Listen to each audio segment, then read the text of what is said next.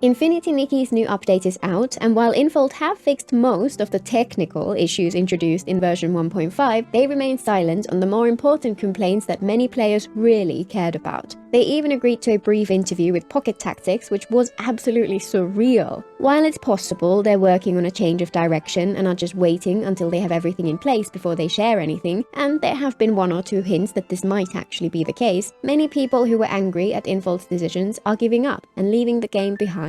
Throughout this whole fiasco, many from outside the community could not understand why people struggled to let go in the first place. Since I never got to make that video sharing my thoughts about the game before it all exploded, let's talk about why I loved it, briefly recap how they broke it in 1.5 and what they're adding in 1.6, take a look at that super weird interview, and see why the alternatives people keep suggesting just do not hit the spot.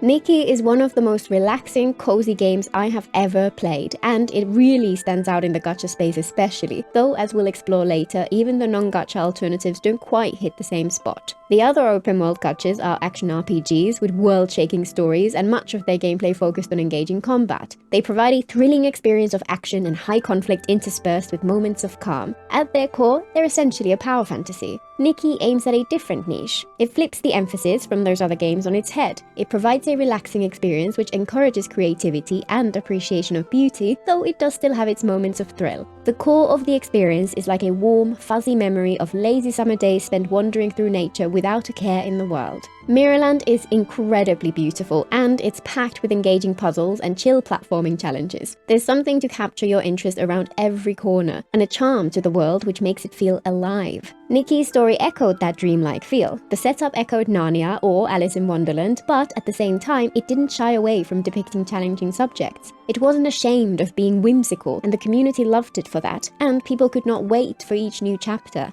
I appreciated the fact that Nikki is not a self-insert character and has her own voice and personality, plus Momo is by far the best sidekick in any of these gacha games. Cute, funny, expressive, and very sassy.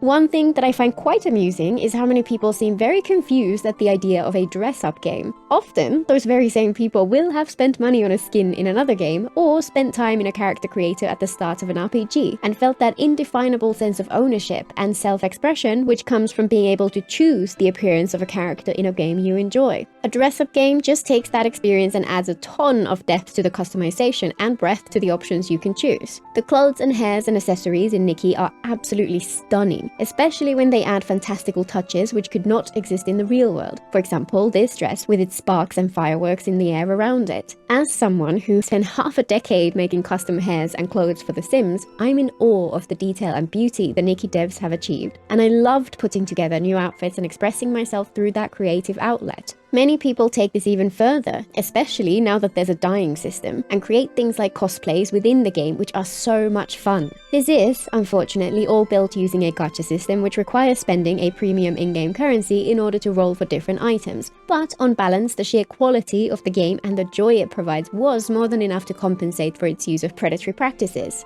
The community which sprang up around the game was a joy to experience as well. There were no controversies, no prominent infighting or drama. For months on end, everyone just vibed together and celebrated the joy that this game brought into our lives. Something I've always enjoyed is virtual photography, where you aim to capture interesting and beautiful images within a game world rather than the real world. I've spent countless hours in other games taking photos. I have thousands of screenshots from Horizon and Red Dead, for example, and I always appreciate it when devs add a high-quality photo mode. Some games have a photo mode which is extremely frustrating to the point where I rarely use it, while others provide flexibility and customization which makes the experience a joy. Infinity Nikki's is the best I've encountered, with exactly the level of freedom I've always craved in those other games. The Nikki community really leaned into this, with so many people sharing gorgeous pictures, figuring out tricks or special locations to achieve particularly aesthetic results, or even exploiting glitches to trap Nikki in particular poses which would normally be unavailable in certain locations. And of course, as it's a live service game, there's always something to look forward to in the future. Story threads and lore which lead to speculation and theorizing, excitement about future events and items, and just a general sense of optimism about what looked like an incredibly bright future for the game and its community. So, in summary, it had a gorgeous open world with engaging exploration, puzzles, and platforming, an aesthetic I loved with fantastic dress-up systems, an amazing photo mode, an intriguing story, relaxing vibes, a welcoming community, and ongoing updates with what looked like a bright future. No game can give you everything you'd want, but this one gave so many of the things I enjoy, carving out a niche which has been empty until then, and I loved every second of it. Unfortunately, it did not last. I've covered what happened in detail in my previous 2 videos, so I'll just give a quick list of what the problems were, and since we're another few weeks down the line, I'll split them into temporary issues and potentially permanent decisions. There was a Steam wishlist reward rug pull attempt, a huge number of game-breaking bugs which made the game unplayable for a huge number of players, even more which were not quite game-breaking but made playing it frustrating, currency was disappearing from players' accounts, and for a while their customer service was adamant that any player who missed out on a daily login currency that they bought with real-world money was at fault for not being able to just log in on a different device if the game was completely broken on their main one, and would not receive their just rewards. It feels pretty obvious that the new co-op systems released in version 1.5 were rushed, and the entire game had serious technical issues as a result, which likely led to all the other issues. Those are the issues which have mostly been fixed at this point, though some people are still having trouble even logging into the game. The permanent decisions were more concerning. They removed the original opening of the story and replaced it with a confusing mess. They broke the expectations of the gacha monetization, adding outfits which were a full 20 pulls more expensive than previous ones. They reduced the frequency of the endgame rewards, cutting the amount of premium currency available for free. And the dying system, which had been free to use in a preview event, turned out to be ludicrously expensive. The community tried to speak out against this mess and organize a boycott in protest. The term boycott was banned, so it became a girlcott instead. Several documented ways in which the company's actions were likely breaking laws in several countries. Infold released a statement which apologized for some of the technical issues, but either brushed over or did not mention the permanent decisions at all, and then they quickly moved on to promoting their new content. And of course, one permanent change is the broken trust between the players and Infold. While many hoped that Infold would backtrack on those permanent decisions by the time the next update was due for release, unfortunately we now have confirmation that it's just a normal update, and a filler patch at that. It comes with a number of time-limited events, a couple of new outfits people can pull for, new items, and some minor quality of life improvements. Due to their continued silence on the vast majority of the issues, it's natural to assume they're comfortable with some amount of audience attrition and are riding out the storm of controversy and continuing with their original plans. Many players are, naturally, leaving the game entirely, though some are campaigning for specific and reasonable changes that would make them feel comfortable continuing to play the game. One interesting development is that some people who messaged Infold's customer service to complain about the removal of the original story have received a response which sounds like they might be planning to reinstate the original story eventually. Some have argued all along that this was their plan, but considering the inclusion of tutorial elements, I doubted that was the case, and the fact that it's still unchanged now that the version 1.5 events are over is pretty conclusive. Based on other responses people have received from customer service, it's pretty obvious that Infold are using AI to help respond to people, so despite this statement, we can't know whether it's just a hallucination. Yet again, thanks to Infold's silence, we are left in the dark.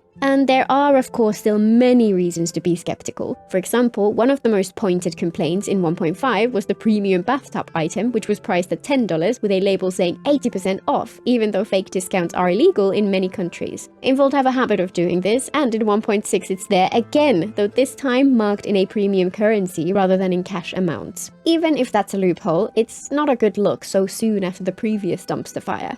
So, what about that interview? Infold offered an interview to a journalist called Tilly Lawton at Pocket Tactics, and she went over 10 questions for them to answer. They were all phrased in a balanced way, but did include the pointed questions which the entire community wants answers for. The first few questions were about the challenges of developing a game for multiple platforms, how ambitious version 1.5 was, the multiplayer content, and how they design new abilities for Nikki. The responses were pretty much what you'd expect, though considering how much of a disaster it was really weird to see them say that developing it was one of the most rewarding. The next question was about the increase to pity and the requests for a maximum cap that reduces the required pulls. Infold ignored this one. Next, they asked for confirmation that important quality of life features would not be gated behind time-limited banners or premium items in the future. Infold ignored that one too. Then, they asked about the changes to the opening of the game, questioning the motivation behind the retcon and asking whether the original tutorial will return. Again, they ignored the question. Next, a question about the dying system, asking about its development and whether they plan to alter the unlock process in the future.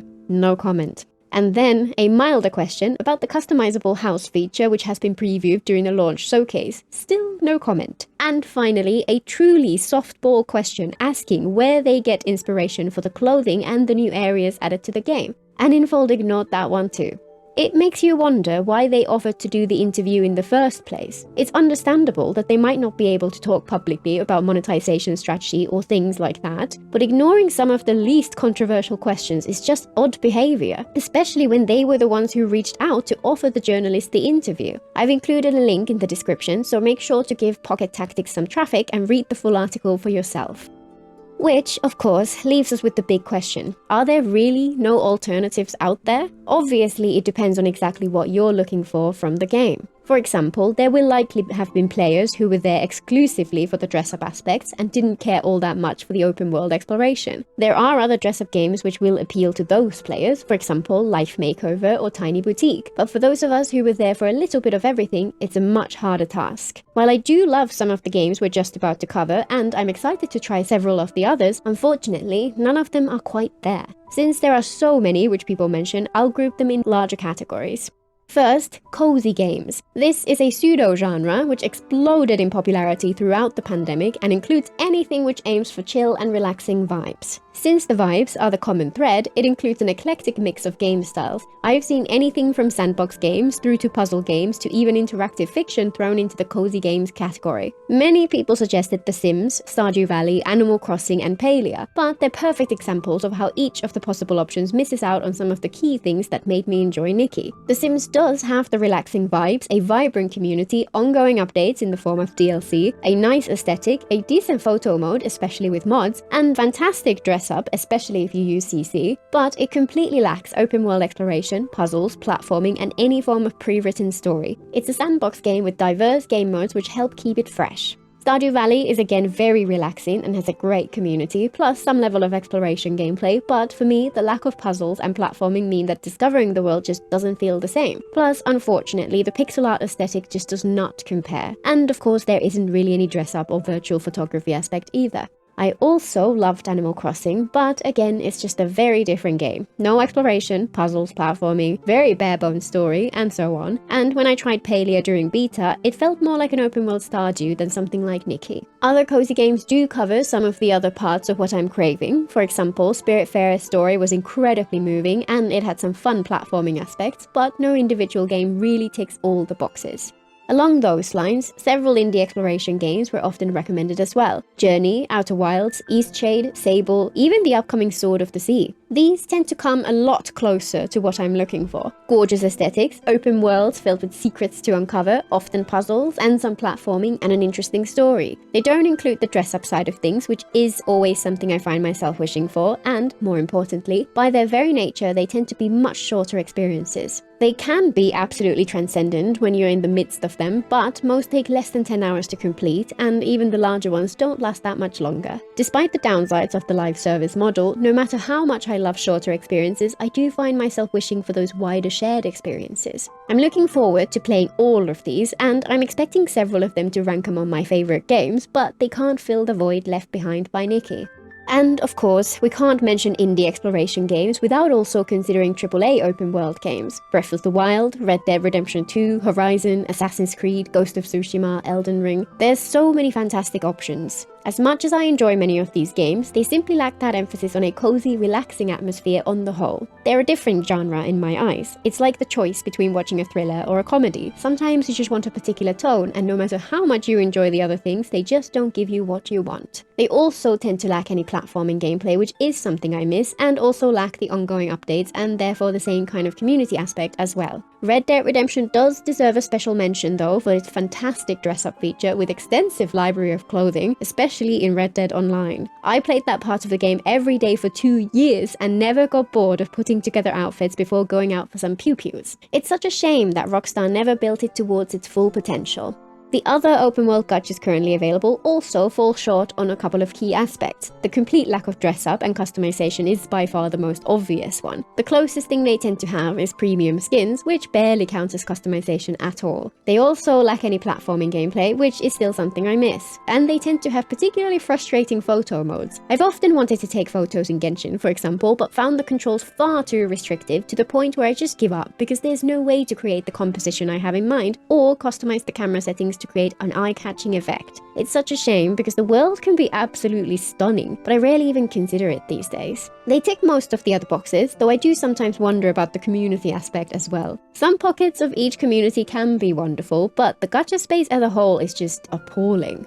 These didn't really get mentioned by anyone, but if anyone else is craving for some actual gameplay Nikki provided, I highly recommend looking into 3D platformers like Spyro or Jak and Daxter. This is a genre which has fallen out of favor over the years, but it was amazing back in its heyday, and Nikki's gameplay often felt like a modern evolution of these classics. The simple combat, combined with puzzles and exploration platforming, is very reminiscent of these games, and the curio domains and the detailed boss mechanics felt like they took those core ideas to the next level. Spyro Reignited in particular is absolutely amazing. It's hard to tell how much of this is my nostalgia talking, but for me, that trilogy still felt fresh and engaging from start to finish. The gameplay itself stood up to the test of time, and the updated aesthetic is just perfection. These games do lack the dress-up aspect or photo mode, and naturally, they also lack the community side of any kind of ongoing updates, but for a brief time, their gameplay can get even closer to filling that void than any of the other games we've covered.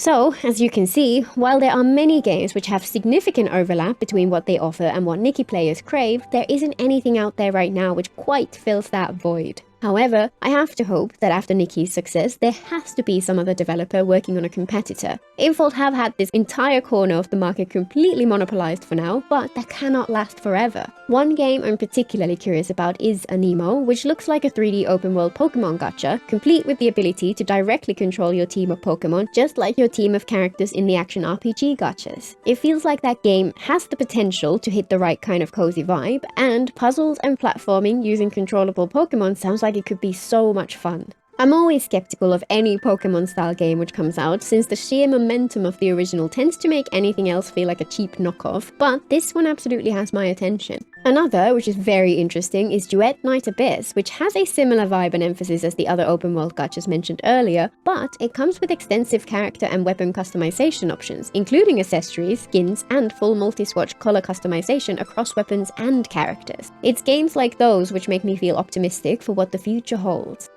At this point, I think it's safe to say that most of the people who were upset by Infold's decision are either long gone or finally fading away from the game. And those who remain just didn't know or don't care about those predatory practices and hostile changes, or those who feel disappointed, hurt and betrayed, yet can't seem to move on, such as myself. Sadly, while there are a lot of potential alternatives, none of them quite fit the bill, and that huge audience of players who found that Nikki packed so much of what they truly enjoyed in a game into one beautifully wrapped package will likely remain unsatisfied until a true competitor comes along. And unfortunately, Infold is undoubtedly aware of this. Maybe they're going to surprise us all and fix everything in the next patch or two, but I don't think anyone truly believes that anymore. If they were, they could have won back a lot of goodwill just by talking about it after all. I still wish I didn't have to say goodbye to Nikki. It was a dream while it lasted. Until next time.